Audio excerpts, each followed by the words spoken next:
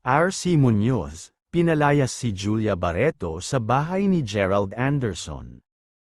Bagong pag-ibig, nagdulot ng selos at intriga. Isang mainit na eksena ang nabunyag kamakailan sa tahanan ni Gerald Anderson sa Zambales, kung saan umano'y pinalayas ni R.C. Muñoz si Julia Barreto matapos ang tensyong hindi na may kakaila sa pagitan ng dalawang babae sa buhay ng aktor. Ayon sa malapit na source, dumalaw daw si Julia Barreto sa rest house ni Gerald upang personal na makipag-usap at ayusin ang namumuong gusot sa pagitan nila. Ngunit sa halip na maayos, naging mitya pa ito ng matinding bangayan. Ayon sa nakasaksi, galit na galit si R.C. nang datnan si Julia sa loob mismo ng sala ng bahay ni Gerald. Wala raw kabog-abog na sinabi ni R.C., "Anong ginagawa mo rito? Hindi ba malinaw na tapos na kayo? Wala ka ng karapatang pumasok dito." Agad na nagtaas ng boses si Julia na tila hindi na napigil ang ipagtanggol ang sarili. "Ako ang unang minahal ni Gerald. Hindi mo alam ang mga pinagdaanan namin. Huwag kang bastos," sigaw ni Julia habang umiiyak. Subalit tila hindi ito ininda ni R.C. Sa halip ay itinuro niya ang pintuan at mariing sinabi, "Babae ako, Julia. Alam ko kung kailan may intensyon. At ang intensyon mong makialam, hindi ko papayagan. Umalis ka na bago pa lumala." Hindi inaasahan ni Gerald ang ganitong eksena. Ayon sa mga kapitbahay, narinig pa raw ang matinding sigawan mula sa loob ng bahay.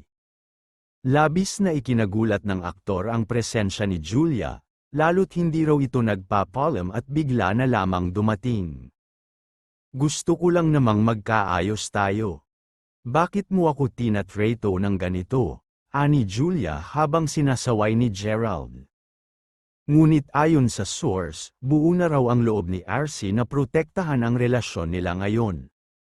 Matapang niyang sinabi kay Gerald, "Kung hindi mo ako ipaglalaban ngayon, malalaman ko na lang kung anong klaseng lalaki ka." Lumisan si Julia nang hindi na lumilingon, sakay ng sariling sasakyan habang tila pinipigilan ang luha. Samantalang si R.C., agad namang pinatahan ni Gerald. Inilabas daw ng aktor ang saloobin niyang gusto na niyang tahakin ang bagong simula kasama si R.C.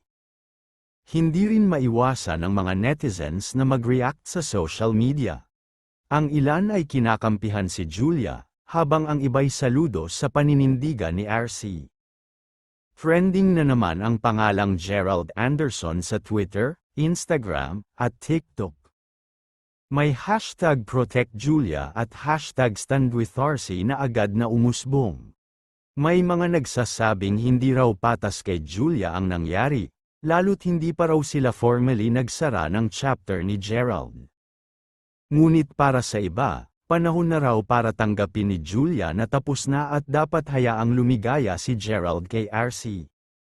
Sa isang maikling panayam, tahimik pero makahulugan ang pahayag ni Gerald. Minsan, sa paglipas ng panahon, nagbabago ang damdamin ng tao. Hindi ko sinasadyang masaktan ang sinuman. Pero kailangan ko ring panindigan kung ano ang nararamdaman ko ngayon. Habang abala si R.C. sa mga bagong proyekto, si Julia naman ay tila umiwas muna sa social media. Samantalang si Gerald ay patuloy na iniintriga sa pagpili niya ng puso sa halip na nakaraan. Ang tanong ng marami, may posibilidad pa kayang magkaayos si Julia at Gerald?